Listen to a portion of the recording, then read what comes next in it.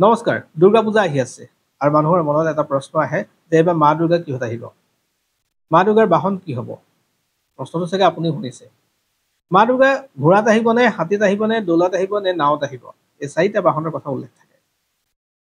আৰু সেই বাহনৰ ওপৰত ভিত্তি কৰিয়ে বছৰটো মা দুৰ্গাই আমাক কেনেধৰণৰ আশীৰ্বাদ প্ৰদান কৰিব সেই কথা উল্লেখ আছে।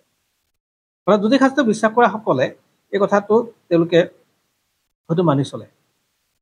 আৰু জ্যোতিষশাস্ত্ৰ অনুসৰি যদি দেওবাৰ বা আৰু সোমবাৰ এই দুটা দিনত যদি সপ্তমী পৰে, অৰ্থাৎ যদি মহাষষ্ঠীৰ পৰা ধৰা হয় সপ্তমী দিনাখনৰ পৰা হিচাপ কৰা হয় যে দেৱী দুৰ্গা ইহঁত আহিছে।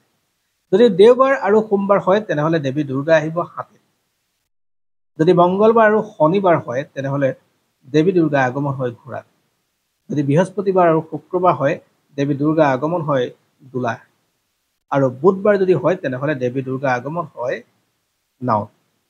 এতিয়া এই দেৱী দুৰ্গা আগমনৰ ওপৰত কথাখিনি তেনেকুৱা ধৰণৰ যে কোনটো বাৰে আহিলে কি হয়।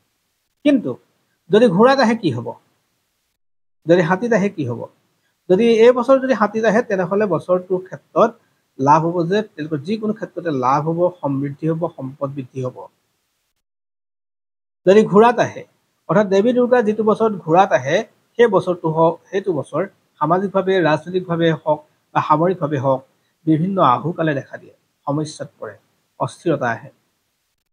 যদি দোলাত আহে তেনেহ'লে এই বছৰটো খৰাং পৰিস্থিতি হয়, মহামাৰী হ'ব পাৰে, বেমাৰ আজাৰ হ'ব পাৰে তেনেকুৱা ধৰণৰ।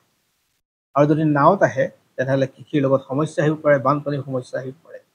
গতিকে এই সমস্যাখিনি দেৱী দুৰ্গা আগমনৰ বাহনৰ ওপৰত নিৰ্ভৰ কৰে।